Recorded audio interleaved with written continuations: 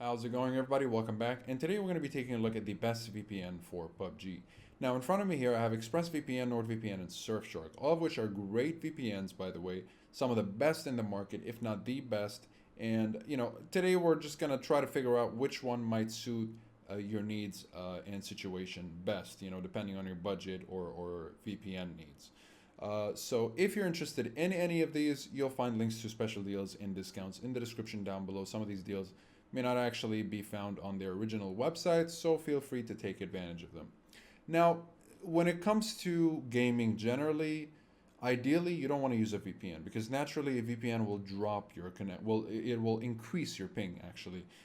So yeah, the higher the ping, the worse the gaming experience, and you don't want that. We want as low of a ping as possible. Now, generally, I get around 50 ping when I play games, okay, and I seem to have the best connection when I play around the European region here. Specifically Spain, Italy, and France. Excuse me, right here, France. So that's generally where I get my best connection. So I did do a test in the French server in all of these VPNs, and here are the results, okay? So we're looking for as low of a ping as possible, okay? So here I got ExpressVPN with 43 ping, NordVPN with 55 ping, and surprisingly enough, Surfshark with consistent 54 ping. Sometimes I got 55 and then other times I got 53, and I could say the same for all of the VPNs here. They're all great VPNs. Now, depending on your needs, what do I mean by that? If we're talking the lowest ping, I got 53. I'm not sure why that is in NordVPN, but I never even saw 53. But with Surfshark and ExpressVPN, it actually went down to 53, at times 51 or 50. So, Surfshark and ExpressVPN are doing great when it comes to ping. Surprisingly, Surfshark. So, depending on your situation, what do I mean by that? So, if security and privacy is at the top of your list, ExpressVPN has been proven to be just the top, like the best when it comes to security. Not just that, you're getting that with the best protocol, OpenVPN, the most secure protocol. Lightweight is not going to give you the best speeds possible. It's not a WireGuard protocol, but it's their own version of like some kind of like WireGuard based protocol. But it's not really that impressive when it comes to ping and download speed. Their OpenVPN, however, is actually faster than the OpenVPN of Surfshark and Nord, which makes it the best choice when it comes to security because OpenVPN protocol is the most audited, thoroughly audited protocol.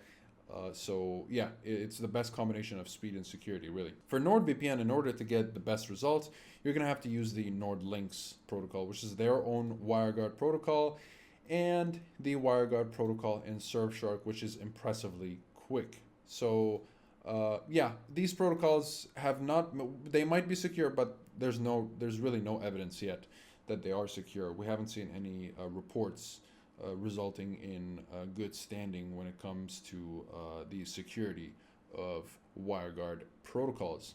So, if security and privacy is at the top of your list or priorities, go with ExpressVPN. Overall, it's a very premium service, and you cannot be disappointed with ExpressVPN. Very consistent, very reliable.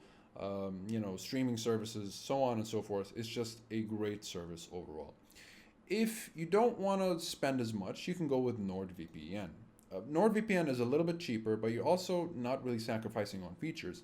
In fact, you're getting a couple of extra features here.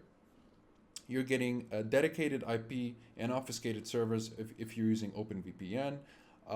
If you get Onion over VPN. If you're a Tor user, you get peer-to-peer servers for torrenting. Specialty servers.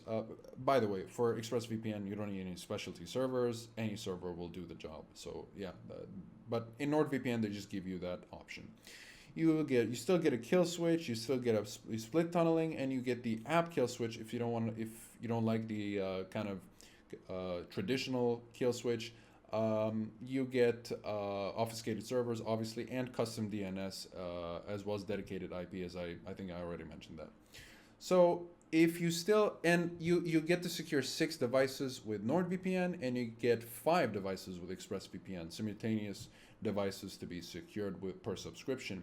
However, if you're looking for the ultimate budget VPN, and you don't really, their no logs policy is a bit iffy. So when it comes to security, they're all right, but for the price, you're getting a great bang for your buck. Here, Surfshark, you can secure an unlimited amount of devices with 1 subscription.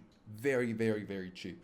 You still get split tunneling, you still get the WireGuard protocol, and you still get a kill switch. So it's just a great, great service overall. So that'll be it for these kind of the VPNs. You just, depending on your situation, you can pick whichever. I personally like ExpressVPN just because it's, I don't really have to mess with it too much. It's very consistent, it's very stable, and it never fails when it comes to just the UI itself. It's very simple. I like ExpressVPN, and I don't mind paying the premium price for the premium service here, especially the true no logs policy that they uphold and take very seriously. So yeah, I like that about ExpressVPN. Now, I'm gonna just give PUBG a go and see how it does. I'm gonna connect to the French server here and see how it does. I'm not really gonna play a full game, because I don't want to make this a 20-minute video. I want to just kind of feel it out, make sure that everything is okay. So I'll see you guys when I'm in game. Okay, so there doesn't seem to be any skipping or rubber banding or any kind of ping fluctuations. It does seem to be in the 50 ping kind of 50 to 55, possibly around the 60 ping threshold. But again, this is definitely playable for PUBG for sure. This isn't Rainbow Six or Call of Duty. So for a slow-paced game like that, it definitely works. Again, you might have lower ping depending on your connection, and you might have higher. So yeah, you should just do your own tests, figure out which server suits you best, and yeah, that'll be it. So I'm obviously not going to play the entire match. I hope you guys enjoyed this video. If you're interested in any of these VPNs, again, I'll link them in the description down below. If you have any comments or questions, post them down below as well. I'd love to answer all of your questions. Besides that, I hope you guys enjoyed this video, and I'll see you guys in the next one.